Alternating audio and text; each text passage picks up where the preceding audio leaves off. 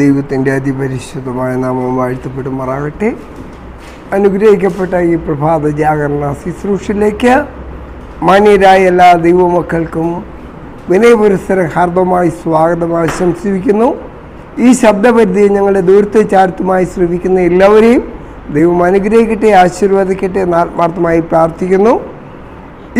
ഇന്ന് ഈ പ്രഭാത ജാഗരണ ശുശ്രൂഷയിൽ ഇന്ന് നമുക്ക് വായിച്ചു കേൾപ്പാനുള്ളത് വശീകരണ രാജ്ഞി. അതിൻ്റെ മനപ്പാഠവാക്യം നമുക്ക് നൽകിയിരിക്കുന്നത്, എങ്കിലും താൻ പ്രവാചകി എന്ന് പറഞ്ഞ് ദുർനടപ്പ് ആചരിപ്പാനും വിഗ്രഹാർപ്പിതം തിന്മാനും എൻ്റെ ദാസന്മാരെ ഉപദേശിക്കുകയും തെറ്റിച്ചു കളയുകയും ചെയ്യുന്ന ഇസബേൽ എന്ന സ്ത്രീയെ നീ അനുവദിക്കുന്നു എന്നൊരു കുറ്റം നിന്നെക്കുറിച്ച് പറവാൻ ഉണ്ട്. വെളിപ്പാട് പുസ്തകം 2-ാം അധ്യായം 20-ാം വാക്യം.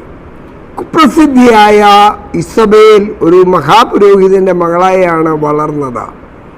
എന്നാൽ യഹോവയുടെ അല്ല, ഇസബേലിൻ്റെ പിതാവ് യേത് ബാൽ, ഭൂമിയുടെ ദൈവം എന്നറിയപ്പെടുന്ന ഒരു പുറജാതീയ ദേവനായ ബാലിനെ ആരാധിച്ചു പോന്നു. യേത് ബാൽ തൻ്റെ മകളെയും അതുതന്നെ ചെയ്യുവാൻ പഠിപ്പിച്ചു. അവൾ ആഹാബ് രാജാവിനെ വിവാഹം കഴിച്ചപ്പോൾ പുതിയ രാജ്ഞി അവളുടെ കുടുംബത്തിൻ്റെ മതം തന്നോടൊപ്പം കൊണ്ടുവന്നു. 1 രാജാക്കന്മാർ 16-ാം അധ്യായം 31-ാം വാക്യം. ഇവിടെ നമ്മൾ മനസ്സിലാക്കേണ്ട ഒരു കാര്യം, ഇവിടെ പേര് പറയപ്പെട്ടതായ പ്രിയപ്പെട്ട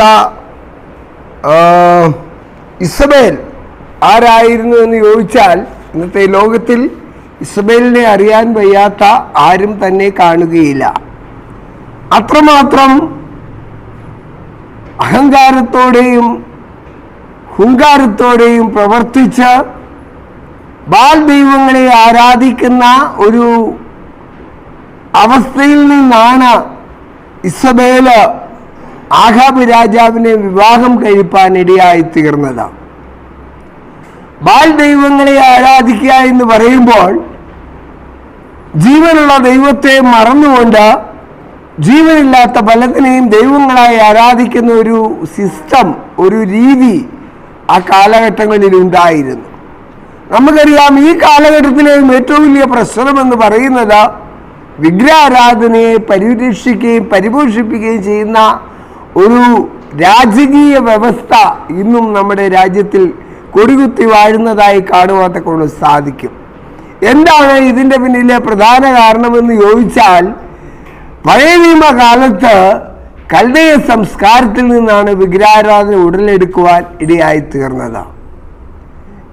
ഈ ആഹാബ് രാജാവിൻ്റെ ഭാര്യയായിരിക്കുന്ന ഇസബേല് വളരെ അഹങ്കാരിയായിരുന്നത് കൊണ്ട് തന്നെയാണ് ഒരിക്കൽ ഏലിയാവിനോട് ഇപ്രകാരം പറയുവാൻ ഇടയായി, നാളെ ഇവരിൽ ഒരുവന്റെ ആത്മാവിനെ പോലെ നിന്നോട് പകരം ചെയ്യുന്നില്ല എങ്കിൽ യഹോവ തക്കവണ്ണവും പകരവും എന്നോട് ചെയ്യട്ടെ എന്ന് പറയുന്ന വാക്ക് കേട്ട് പ്രവാചകനായ ഏലിയാവ് ഓടിപ്പോയി ചൂരച്ചെടിയുടെ കീഴിൽ കിടന്ന് മരിപ്പാൻ കാത്തുകിടക്കുന്നതായ ഒരു ദയനീയമായ സാഹചര്യം നമുക്ക് കാണുവാൻ കഴിയും.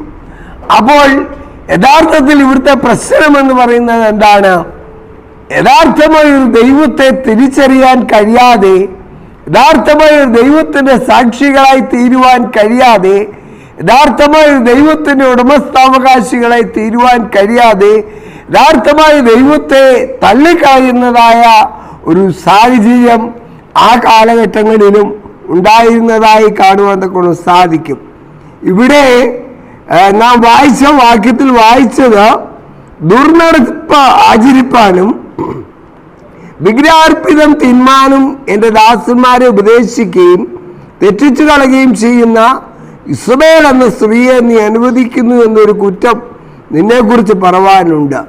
അപ്പോൾ ദൈവത്തിൻ്റെ ദാസന്മാരായിരിക്കുന്ന, ദൈവത്തിൻ്റെ മക്കളായിരിക്കുന്ന, ദൈവത്തിൻ്റെ ഉടമസ്ഥാവകാശത്തിലായിരിക്കുന്ന പ്രിയപ്പെട്ട ദൈവജനത്തെ തെറ്റിച്ചു കളയുന്ന ഇസബേലിൻ്റെ വാക്കുകൾ കേൾക്കുന്ന അനേകായിരങ്ങൾ ആ കാലഘട്ടങ്ങളിലും ഉണ്ടായിരുന്നതായി കാണുവാൻ കൊണ്ട് സാധിക്കും.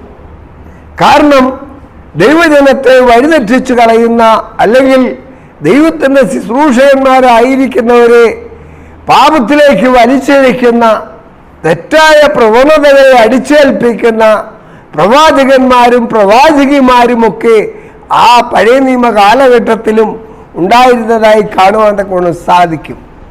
ഈ പ്രവാചകർ ചെയ്തിരുന്നത് എന്താണെന്ന് ചോദിച്ചാൽ, ദൈവത്തിൻ്റെ ദാസന്മാരെ വഴിതെറ്റിച്ചു കളയുന്ന, ദൈവത്തിൻ്റെ ദാസന്മാരുടെ ഇംഗിതങ്ങളെ മറിച്ചു കളയുന്ന നിലവാരത്തിലേക്ക് ഈ ഇസബേൽ കടന്നു വന്നതുകൊണ്ട്, അതുതന്നെയല്ല നമുക്കറിയാം, വിഗ്രഹാർപ്പിതം കഴിക്കരുതെന്ന് ദൈവത്തിന്റെ വചനം വളരെ വ്യക്തമായി പറയുന്നുണ്ട്.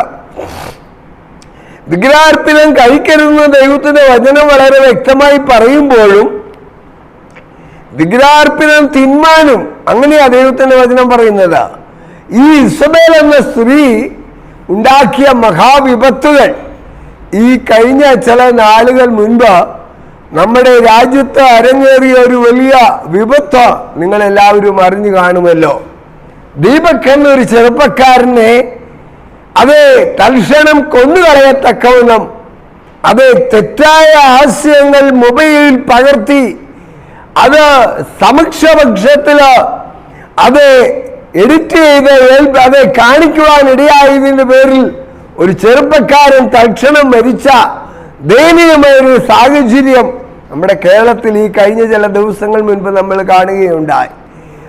എന്നെ കേൾക്കുന്ന പ്രിയപ്പെട്ട ദൈവജനമേ, നാം മനസ്സിലാക്കേണ്ട ഒരു കാര്യമുണ്ട്.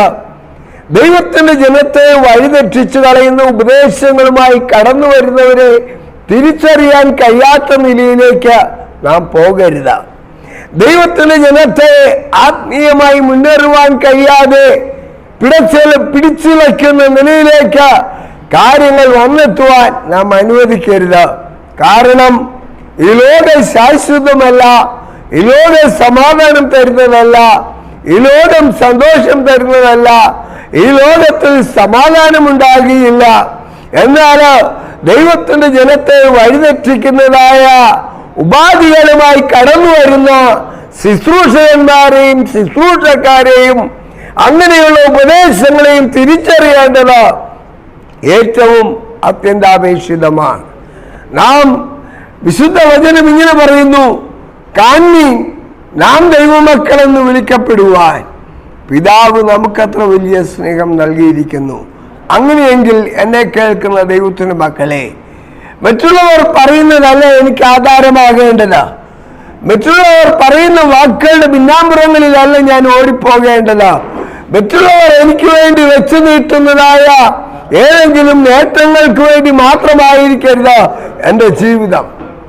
ഞാൻ കേൾക്കുന്ന വാക്ക്, ഞാൻ പറയുന്ന വാക്ക്, ഞാൻ ചെയ്യുന്ന പ്രവൃത്തിയൊക്കെ ദൈവഹിതപ്രകാരമുള്ളതാണോ എന്ന് തുലനം ചെയ്യുവാനായിട്ടുള്ളതായ ആധികാരികത എല്ലാവർക്കും ഉണ്ട് എന്ന് ഓർപ്പിക്കുവാൻ ആഗ്രഹിക്കുകയാണ്. ഈ പ്രഭാതവേളയിൽ ഈ ശബ്ദപരിധിയിൽ എന്നെ കേൾക്കുന്ന ദൈവത്തിന് പൈതലേ, കള്ളപ്രവാചകന്മാർ പലരും ജനത്തിന്റെ ഇടയിൽ കടന്നുകൂടിയിരിക്കുന്നത് കൊണ്ട് ഏതാത്മാവിനെയും വിശ്വസിക്കാതെ ആത്മാക്കൾ ദൈവത്തിൽ നിന്നുള്ളതോ എന്ന് പരിശോധിക്കണം. ആയതുകൊണ്ട് യേശുക്രിസ്തു ഇവിടെയല്ല അവിടെയാണെന്ന് പറയുമ്പോൾ കേട്ടവാടെ ഇറങ്ങിത്തിരിക്കുന്നതല്ല ഒരു വ്യക്തിക്ക് ഭൂഷണമായിട്ടുള്ളത്. പ്രത്യുത സത്യത്തിന്റെ പരിജ്ഞാനപൂർത്തി പ്രാപിച്ച ദൈവത്തിന്റെ ജനം ആ സത്യത്തിന്റെ പരിജ്ഞാനപൂർത്തിക്കൊത്തവണ്ണം കാര്യങ്ങൾ ക്രമീകരിക്കേണ്ടത് ഏറ്റവും അത്യന്താപേക്ഷിതമാണ്. ഇത് വ്യക്തമായ ഒരു ശത്രുവായിരുന്നില്ല. ഇസബേലിന്റെ സൗന്ദര്യം ആഹാബിനെ വഞ്ചിച്ചതുപോലെ വിജാതീയത വഞ്ചനയിലൂടെ ഇടറി പ്രവേശിച്ചു. അത് നല്ലത് എന്ന വിധം കാണപ്പെട്ടു. അത് ദൈവഭക്തി എന്ന് സ്വയം വിളിച്ചു. അതുപോലെ ഇസബേലും ഒരു പ്രവാചകി എന്ന് സ്വയം വിളിച്ചു. എന്നാൽ അത് ആട്ടിൻവേഷം ധരിച്ച ചെന്നായായിരുന്നു. ക്രിസ്തുമതത്തെ വിജയകരമായി കബളിപ്പിച്ചപ്പോൾ അത് അതിൻ്റെ യഥാർത്ഥ നിറം കാണിച്ചു. ഇസബേൽ ദൈവത്തിന്റെ പ്രവാചകന്മാരെ കൂട്ടക്കൊല ചെയ്തു. 1 രാജാക്കന്മാർ 18:4 ആ വാക്യം പറയുന്നുണ്ട്.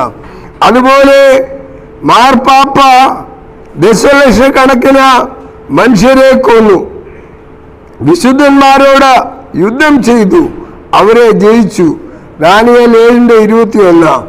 ഇവിടെ അവസാന വാക്യം പറയുന്നു, സർവശക്തനായ ദൈവമേ, അങ്ങയുടെ ശക്തിയിലും ധൈര്യത്തിലും സഹിഷ്ണുതയിലും ഞാൻ മുറുകെ പിടിക്കട്ടെ. നീ ഞങ്ങളെ കൈവിടുകയില്ല, ഉപേക്ഷിക്കുകയുമില്ല. ആവർത്തനം 31:6. ഈ വചനങ്ങളിലൂടെ ദൈവം നമ്മെ അനുഗ്രഹിക്കട്ടെ. അതുകൊണ്ട് കാലത്തിന്റെ അന്ത്യത്തിൽ എത്തി നിൽക്കുന്ന ദൈവത്തിന്റെ ജനമേ, കള്ളക്രിസ്തുക്കളെയും കള്ളപ്രവാചകന്മാരെയും തിരിച്ചറിയേണ്ടത് ഏറ്റവും അത്യന്താപേക്ഷിതമായതുകൊണ്ട് യാഥാർത്ഥ്യങ്ങളെ തിരിച്ചറിഞ്ഞ യാഥാർത്ഥ്യങ്ങൾക്ക് വേണ്ടി നിലകൊള്ളുന്ന ഒരു സമൂഹമായി നിലകൊള്ളുവാൻ ദൈവമായ കർത്താവ് നമ്മെ സഹായിക്കട്ടെ. ഞാൻ എൻ്റെ വാക്കുകൾക്ക് വേഗത്തിൽ വിരാമം കുറിക്കുവാൻ ആഗ്രഹിക്കുന്നു.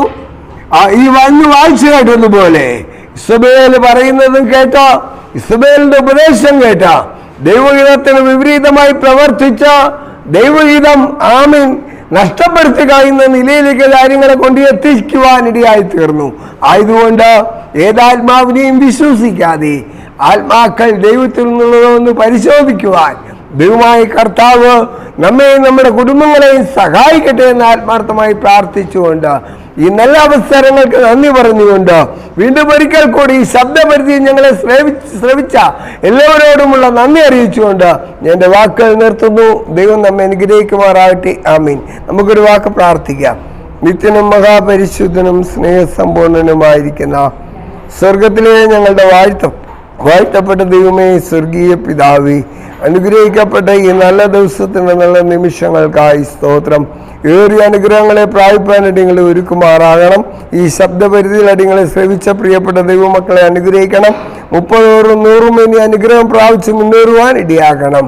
ഒരിക്കൽ കൂടി അടിങ്ങളെ താഴ്ത്തുന്നു. രോഗികളായിരിക്കുന്നവരെ ഓർക്കുന്നു, ദുഃഖത്തിലും വേദനയിലുമായിരിക്കുന്നവരെ ഓർക്കുന്നു. എല്ലാ ആവശ്യങ്ങളുടെ മേലെ അവിടുന്ന് പ്രവർത്തിക്കണമേ.